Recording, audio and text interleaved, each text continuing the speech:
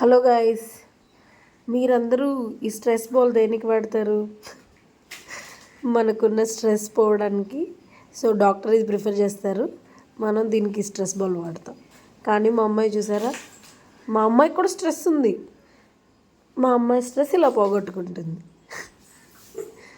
తనకున్న కోపం కచ్చి మమ్మీ అడిగినప్పుడు పాలు ఇవ్వట్లేదని, వద్దన్న ఫుడ్ పెడుతున్నారని, ఇలాంటి ఖర్చులన్నీ ఇంకా ఎవరి మీద చూపిస్తుంది?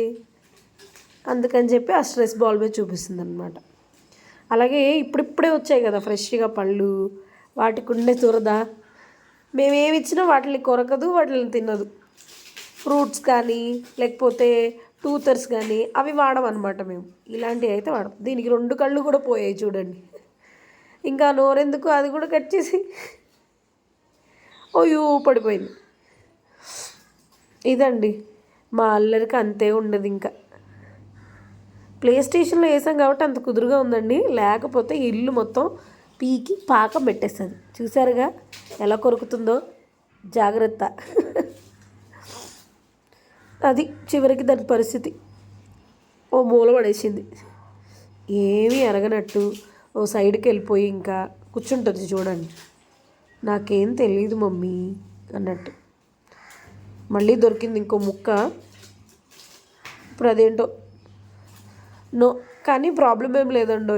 అలా ఉంది కానీ అది నోట్లో పెట్టుకున్నా కానీ ఊసేస్తుంది. అది ఒక్కటే ప్రాబ్లం లేదు, అందుకే అలా వదిలేసాను. లేకపోతే ఈ పాటికి తీసేయను.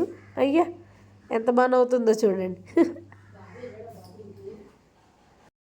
ఇంకా ఆడి ఆడి అలసిపోయి అలా బొజ్జుని పోయాము. ఇంకా ఇప్పుడు బాల్తో ఆడుకుంటాం. బాలే ఆడుకో. అబ్బో తాత వచ్చినట్టున్నాడుగా.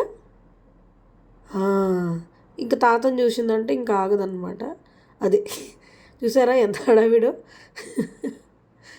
వచ్చాడు, వాళ్ళ తాత వచ్చాడు. ఇంకా అంతే, ఎత్తేసుకోవాలి ఇప్పుడు వాళ్ళ తాత వచ్చి లోపల నుంచి తీసేసి.